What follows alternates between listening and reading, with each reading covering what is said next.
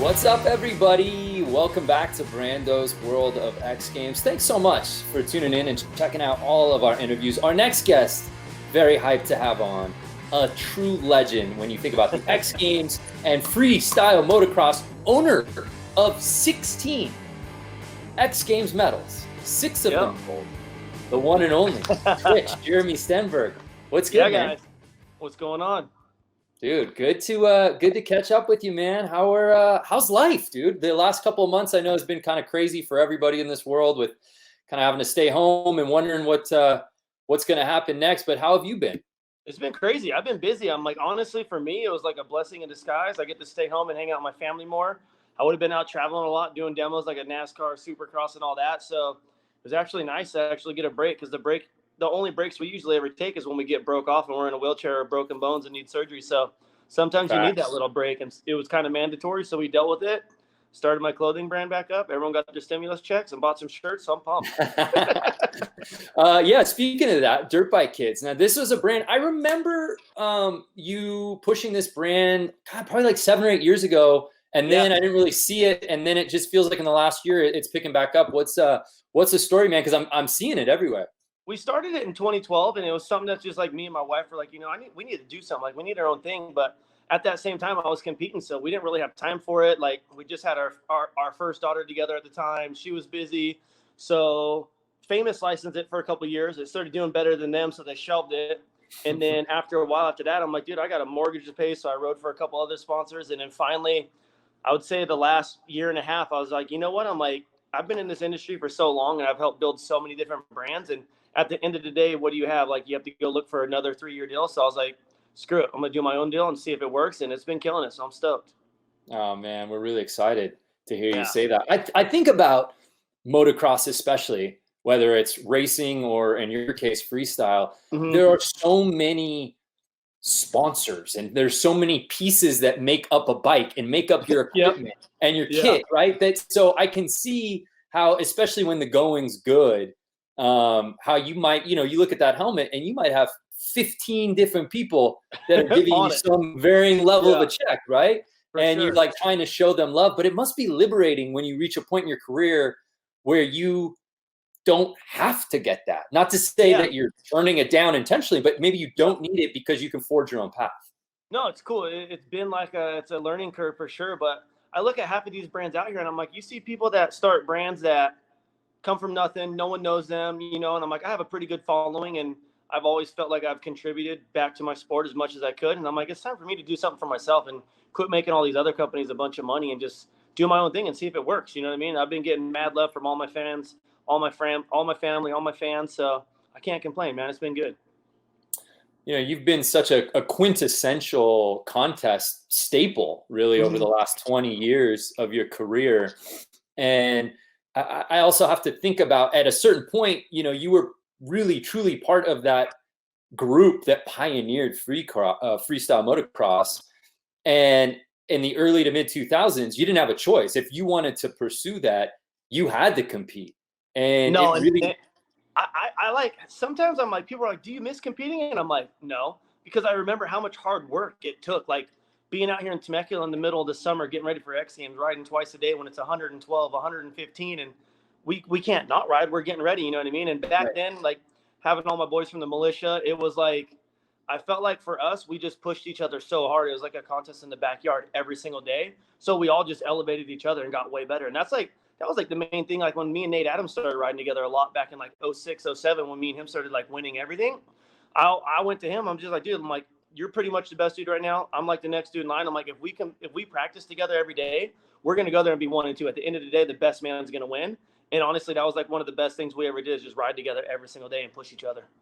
That's crazy, man. Yeah, that's that Mamba mentality, right? That's that Michael Jordan, Kobe Bryant. I want to push you, and I want you to want it as bad as I want it. And it's cool when I beat you that day, it's because I rode better. Or if you beat me, it's because you rode better. You know what I mean? Right. So that was always cool. Like, I love competing, but I remember towards the end, I seen social media coming around, and I'm like, I want to be like a backcountry snowboarder, or like a street skater, or like a street BMX dude that doesn't have to go to a contest and just puts out video parts. And it's cool now to see like Axel Hodges and like Tyler Bierman and Raha and all those dudes benefiting from from kind of like what I set out to do. I remember going to my sponsors at the end of 2010. I'm just like, hey, I don't want to ride contests no more. I've been there. I've done that. It's not fun for me no more. And I want to start doing video parts. And I go, I get it. If you don't want to be a part of it, all good. But this is what I'm going to do. And all my sponsors back me. And shout out to them for believing in me and letting me go out and have fun and just make content. Yeah, that's exactly where I was going with that. Was once upon a time, you had to do it because that's really what paid the bills and got the sponsors. Yeah. And it was crazy because I thought, especially, social media, but Instagram, especially when that really started taking off, it seemed like you made a conscientious effort, and the proof's in the pudding, and your following is super loyal. Yeah. And I think for someone to say, I don't need this contest season to define me because I'm filming, I'm doing edits at my compound or at somebody else's backyard, and that's getting the type of engagement that I'm hyped on, that has really kind of trailblazed that career. Like you said, for Axel Hodges or Tyler Bierman or Colby Raha, I mean, those guys all do compete, but they're not really defined by that because their fans know they're going to get sick stuff from them on the daily. Yeah, they're always putting out content. They're always like trying to think of new stuff to film, and it's cool to see those dudes like benefiting from it, So, and I try to ride with them as much as I can. It keeps me feeling young. I'm like, I can't let these young punks show me up every time we get on the bike. So it's definitely a kick in my butt when I go ride with those dudes and they're doing something gnarly. I sit there and just shake my head. I'm like, I don't even want to jump this, but I feel like I have to. You know what I mean? So it keeps me on my toes for sure. Yeah, man. Well, I think as we said before, 16 X Games medals. Yeah. I had to go back and look, and I knew that you were such a mainstay over the years at X Games. And I went back and I went to xgames.com and I'm like, oh yeah, let me check out Jeremy's record. I got to see this. I got to see this resume. I know it's Hall of Fame, but let me take a look. And I was like, damn, 16 medals, 6 of them gold. So take me back to the very first one. I think your first contest was it San Francisco for X Games?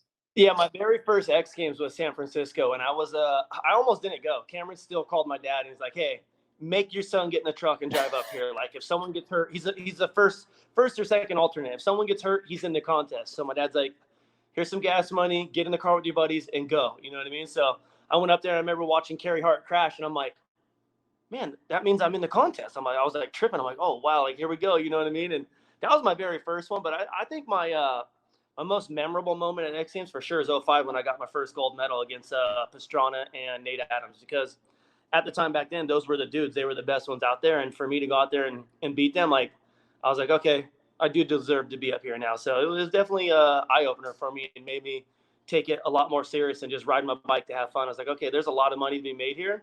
And if I just crack down and ride and try to be better than these dudes, I can make it.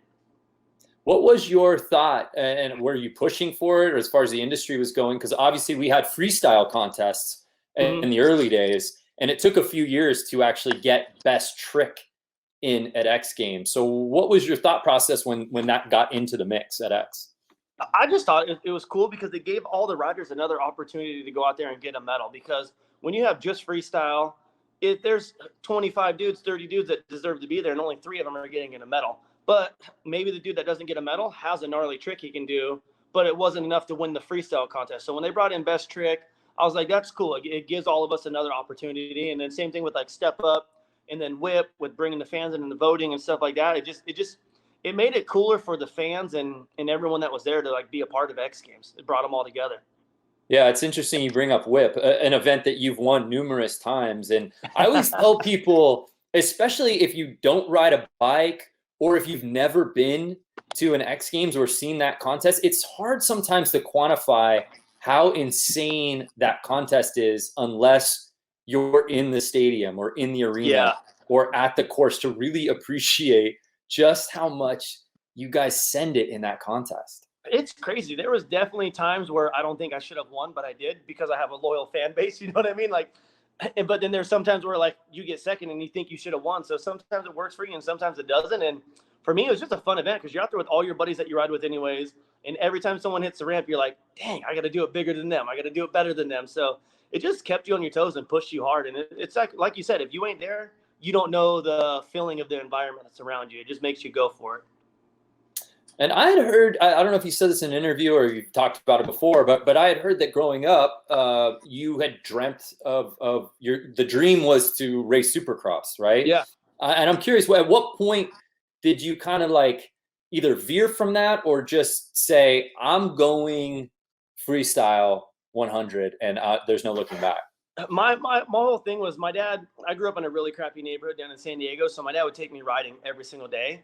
And I was out at Palm Avenue one day and I had a broken ankle, but I cut my boot and trimmed my cast so I could still ride. And it was on my brake side. So I just raised my brake pedal a little bit higher. And I was out there hitting this jump, doing heel clickers. And it was like right around the time when like Krusty 1 came out and there was no freestyle contest yet. And I ran into the owners of SMP, which was Milo Myers, who owns Hangar 94 now, and then my buddy Brian Manley. And these dudes were like, hey, we're getting ready to do this thing called freestyle. You know, we want to have you come in and we want to sponsor you. We want to pay you like $300 a month to wear our gear and our clothes. And I ran back to the car and told my dad. My dad's like, no one's going to pay you to jump a motorcycle. Like, we're racing. Like, we race for money, but we'll go have this meeting. You know what I mean? And honestly, I was just at the right place at the right time. And those dudes brought me along. I started riding demos, and I was at like the second event ever. I think I missed the very first one, which is in Las Vegas at Pastrana or Edgar Torrentera's one. I don't remember because it was so long ago. But honestly, I was just at the right place at the right time. And right then, when I realized I can make money having fun, like doing what I do every day anyways, I'm like, it was a no-brainer for me. Interesting. Yeah, and I implore anyone who's watching this that loves freestyle or just motocross or just wants to like learn about it, check out Unchained, the documentary, which I know you were in, and all the OGs really and the pioneers of freestyle talk about, from Krusty's to X Games to where we are now. So certainly check that out. Think how far it's came from just a bunch of dudes having fun. Totally. And then that kind of has taken us to where we've been. Shoot, man, this contest now is going on, at least on the moto side, at least 4 or 5 years. But the real contest, which started in Real Skate a decade ago for X Games as a video contest, and then spread its wings to other things such as motocross and wakeboarding, BMX, and snowboarding, skiing, et cetera, et cetera. And that's an event that you even got a medal in. I believe you got a silver medal in Real. So talk to us about getting involved with the Real contest. I know, obviously you've judged in it as well, but when you first heard about a video contest. Oh, I was stoked when I talked to Tim Reed years before, maybe 2 years before it happened. I'm like, dude, why don't we do a moto one? You know what I mean? Like, you already have Real Skate, Real Snow. Like, why can't you do moto? And when I got the call, they're like, oh, you're the first one invited. I'm like, sweet. I'm like, now it's my time to shine. I love making videos. I love writing. I love filming stuff. And I love putting certain songs to certain edits. And for me, that stuff's like super fun. So I was pumped. I think I got a medal both years that I did it. And then I've been judging the last 3 or 4 years. So it's cool to see. These dudes are stepping their game up big time. And it's definitely rad to see. It gives me motivation for sure. Yeah, it's one thing to sort of judge a contest, a traditional jump contest, right? Where it's hard you to really judge a jump contest. well, what I was going to say is that's one thing, and then this is an entirely different beast, right? So, like, to me, like, which one do you prefer doing, and how do they differ for you? I prefer doing the video contest because to me, you get to sit there and watch it and break it down. And usually, when I'm judging on a video part, I go off like the feeling that it gives me. Like, if it makes me want to ride, or if it's cool, like. I'm not looking for like one trick just to stand out in the whole video, because it's not a best trick event. It's the overall, like your filmer, your writing, your angles, your music, like everything. Like, I always go off the vibe, and if it works for me, then those are the ones I vote for. If it doesn't, I don't. I just keep it plain and simple and pretty basic. Yeah, interesting. We talked about your contest win that is super memorable for you as far as X Games, when you went head to head with Travis and Nate. What about just as far as we look back, it's 25 years of X Games, just any moment that stands out to you, maybe not something that you did, but something that you saw, whether it was in freestyle or anything at X Games over the years that you just look back on and go, I can't believe he did that, or she did that, or I was there for that moment. I remember watching my very first X Games. I was sitting on the vert ramp watching Tony Hawk's first ever 900, with how many times he went for it and crashed, and then like, just watching him land that and looking at the whole crowd. It was like right before dark. It was like perfect lighting, and it was crazy to see there and witness that the first time he did it. So that's probably my most memorable moment for sure. Interesting. Yeah. That seems to be a common answer. There's generally been 2 answers when we've asked people this. It's been Tony's 9 or Travis Pastrana's double backflip at Staples Center. Yep. It's like anybody who's been to X Games or been a part of it, that's like those two moments you remember where you were when those things happened. 100%. Those ones are definitely memorable. Yeah. What about just obviously I assume I have to look back that you were in that contest when Travis did that. Just that moment of competing and being right there on the floor. We knew that he was going to do it, but to actually pull it off at Staples Center, I mean, what was your reaction like? It was crazy. I was scared for the dude. Like, honestly, I was watching him take test runs, but we all know, like, if Travis is going for something, 92% of it in his head, he's going to land it. You know what I mean? So you don't ever second guess anyone with that much confidence in themselves. So for me, when I seen him getting ready to go, I was just sitting there just like, oh my God. Like I was probably more nervous than he was, because I feel like all of us riders, whenever we know someone's doing something, we all get nervous watching them do it until they do it. But at the same time, a lot of the dudes ain't doing something if they don't think they have it. So a lot of the times you just got to trust the guy and be like, all right, and just back him. Like, you got it. Let's see it. You know what I mean? When I think about freestyle and its progression, as you said before, it just blows your mind what you guys were doing in the early 2000s to then seeing the double backflip. And then certainly now, do you feel like freestyle is in a healthy place right now? I look at what guys like Thomas Pages and Jacko and Levi Sherwood are doing, and it's just insane.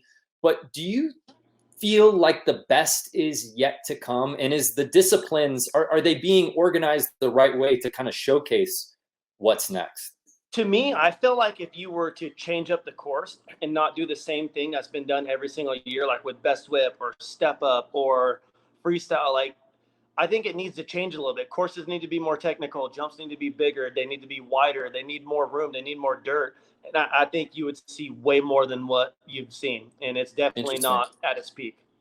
Wow. Okay. Yeah. And what about Quarterpipe High Air when that got introduced? It's crazy how the concept was like, we're going to do what? And then to see what these guys have been able to do, especially Colby and Axel, it's just, that went from being a novelty concept to like, I can't not watch this event.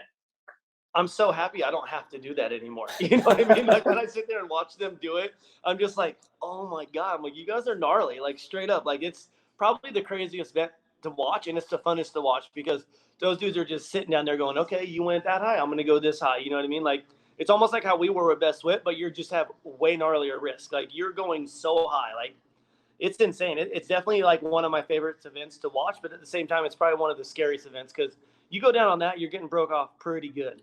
Right. What about just the future and the next wave of freestyle riders? What's your relationship with like a lot of the young riders who maybe aren't necessarily already at X Games, but are trying to pursue that career? I'm sure there's some level of like mentorship where guys are probably coming up to you being like, hey, how should I do this? Or how do you approach the trick like this? Or even the business side. What's that been like? It's been crazy, but you know, I don't really see, there's a lot of people trying to do it, but it's so hard these days because there's not that many events. Like, when I competed, there was an event all the time. You know what I mean? Like, every other weekend you were traveling, you were doing a demo, you were in this country, you were in that country.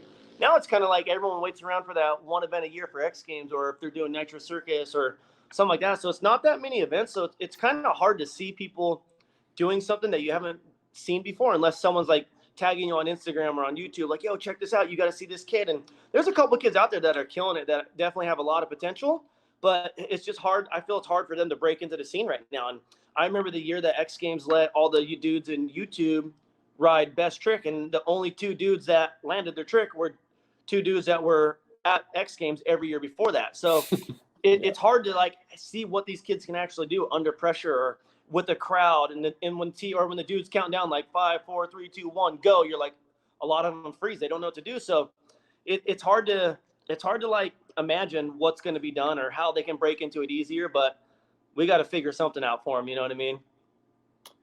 How about, as we said before, you have such a large following on social, very loyal, very committed to you, and you put in turn really give them the content. Mm-hmm. I'm just curious, like, what's your interaction with like some of the people that I'm sure you get some like wild DMs. I can only imagine like who's hitting you up.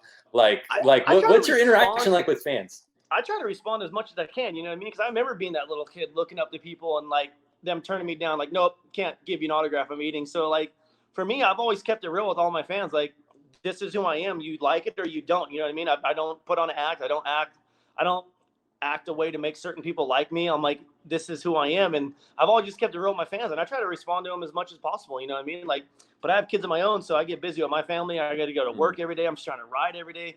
I'm trying to film every day. Like, so I have content to drop on YouTube every week and stuff to drop on Instagram. So for me, I just try to keep it real and just say what's up to everyone. I treat everyone the same. I always have, and I always will. Oh man. Well, we appreciate the time, Twitch. Thank you so much. Anytime. And before I let you go, I got to ask about this pig that I've been seeing on your Instagram, man. What's the story? Just a dog wasn't cutting it? What's the pig all about? My wife's always wanted a pig. And so she got one of these little pixie pigs. They'll only get about 25 pounds. So it's like the same size as my French bulldog. So he's pretty cool. He's a little annoying at nighttime. And I don't know why people always say pigs oink. They sound like ducks because they quack all day long. Like, they don't oink. They just quack. But what do your Frenchie and the pig get along, or what's that relationship my Frenchie like? and my pig are like best friends, and I got like 120 pound like solid black German Shepherd. So we're still a little scared to let him around the pig, but other than that, they're pretty chill.